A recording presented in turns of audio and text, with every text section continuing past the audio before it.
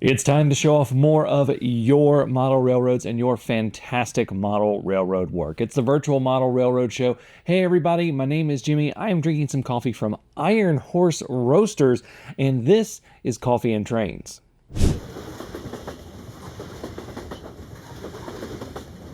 If you want to tell me what kind of coffee you are drinking and be featured just like these guys right here, you can do that in the comments below, and who knows, you might see your name pop up on an episode of Coffee and Trains. Also, this is the Virtual Model Railroad Show. I'll tell you how to enter your model railroad at the end of this video. By the way, Iron Horse Roasters, discovered them organically through Instagram, not sponsoring this video at all.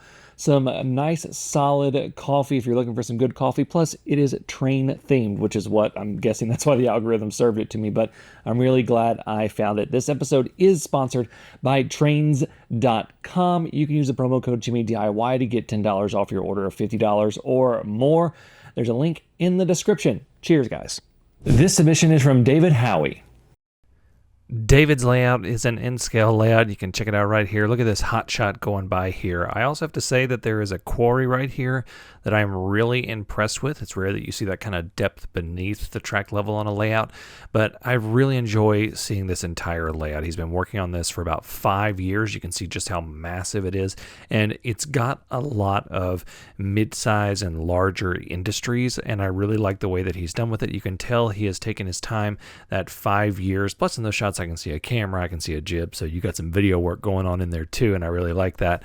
But yeah, here's another shot of the quarry and everything going on, and this just looks absolutely fantastic. And then we got another industry right here. This looks really good, David. You should be proud of this. Check this one out from Cliff Jones. Cliff has a lovely little DC switching layout. I love just the way this looks. This shows that you can get a lot of cool little detail in not a lot of space. And this is really the kind of thing I like to show people when they don't have a ton of space, but they want to do some switching and things like that. This is the perfect size layout for this, and really one of the benefits of N-scale. And I really just absolutely love this. He has a little Kato NW2 switcher, has some boxcars, has some nice little details along the side. Looks great, Cliff. Tim Vanmersbergen sent this one in. Tim's layout is a big one. He's still got parts of it under construction. It is a 20-foot by 30-foot railroad depicting Northwest Illinois and East Iowa. And I just love seeing all of this scenery. It really looks just fantastic. I really like some of these town scenes right here, but I also love the hillsides with the rock faces. You can kind of see them in this picture, but we're going to get a better shot of them here in a second. And they just look absolutely great. You can start to see some of them right there on the back of the road right there, but then he has a really big cliff face right here that just looks fantastic. Great job, Tim. Caius Hiscocock sent this submission in. This is Kai's first train set, and he has decided to start off with a Christmas layout, but this is the table he's going to build his permanent layout on. But he wanted to show his Christmas layout, which I love Christmas layouts. I think there's something special about them with the temporary setups and things like that. But this looks really, really great. It's a Kato M1 and V6 track sets, and you can see he's also got a lot of cool details in lighting that you can do with Christmas sets, and you can see here is the entire setup at night. I can't wait to see what you're going to do, Caius. This looks really cool. Check out this layout from Mark. Who says you got to do things on a table? Mark has his layout on a floor right here. He says he has too many hobbies and not enough space. And he says 2 or 3 times a year he does this, but he also does a cab ride view with a camera right here. And this is just really cool. I love watching these. These are a ton of fun. And just goes to show you, you can have a ton of fun with stuff like this without doing any sort of permanent setup. He said he also likes to do temporary scenery modules on pieces of masonite. So a lot of cool things going on here, saying you don't have to have the traditional table and everything to have fun in model railroading. This is a submission from Frank Girch. Frank is doing an excellent demonstration of just how much you can get into a 4x8 space in N-scale. This is just an excellent setup. I absolutely love seeing everything here. He's using Kato Unitrack, but that's actually really hard to tell if you don't know what you're looking for.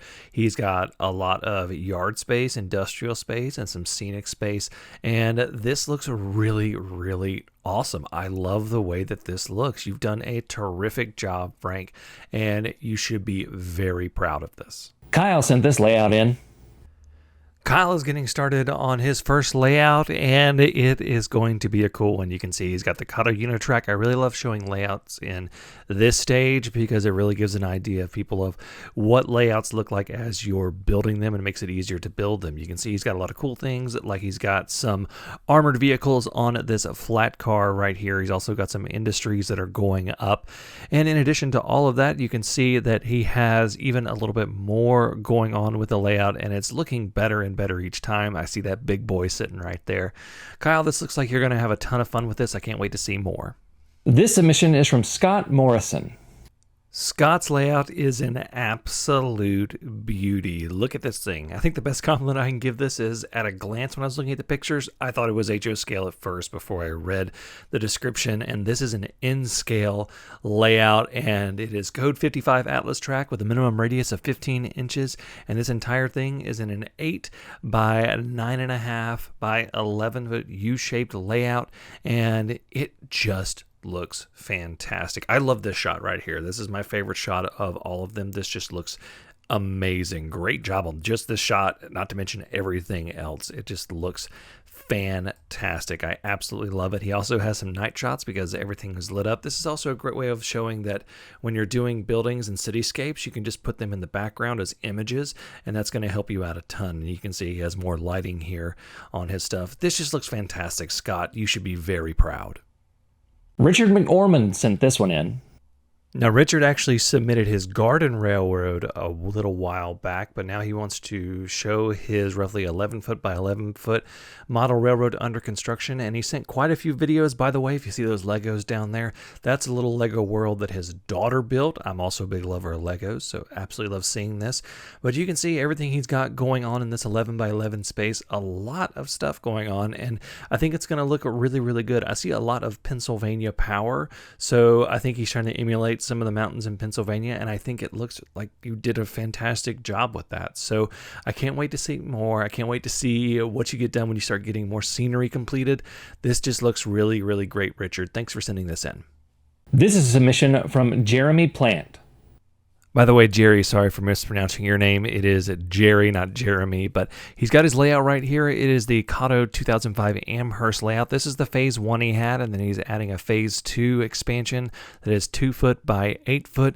And then he sent in this cool video of an RDC doing an entire loop around the layout, showing everything that he has on here. And he's got quite a lot on here, and it just shows you like what all you can get in these spaces, especially with in-scale. I know this has been an in-scale heavy episode of the Virtual Model Railroad Show, but just a lot going on here. You can see it went over the little viaduct set right there, and then heads up another incline to head back to the part 1 of this layout, and he's got a lot going on there as well. You can see he has a cool town. I really like that water tower. I like the bridge over the road right there, and I like the inner loop and the outer loop, and a lot of the opportunities for switching right there before it heads back into phase 2. So you've done a great job, Jerry. I love seeing this. Thank you for sharing it so all of us can see it. Okay, if you want to submit your own model railroad for the Virtual Model Railroad Show and get it in the queue to be shown, you can do that at the email in the description. You can submit photos and videos. The only thing that I ask is, of the photos that you send, please have at least one of those photos be your entire model railroad, or if it's a big railroad, a large section of it, if it can't all be shown in one single photo. And I do ask that you orient your phone this way when you are taking photos, not this way. This way makes it a lot easier for me to edit for this format. Also, if you're doing videos, try to record it this way. This way is nice and easy, but this makes it a lot harder for me to edit, so this is an easier way to do that. So thank you all so much for watching. I look forward to seeing more of your model railroads. Until next time, I'm Jimmy from the DIY and Digital. Stay safe, be kind, drink some coffee, and happy railroading.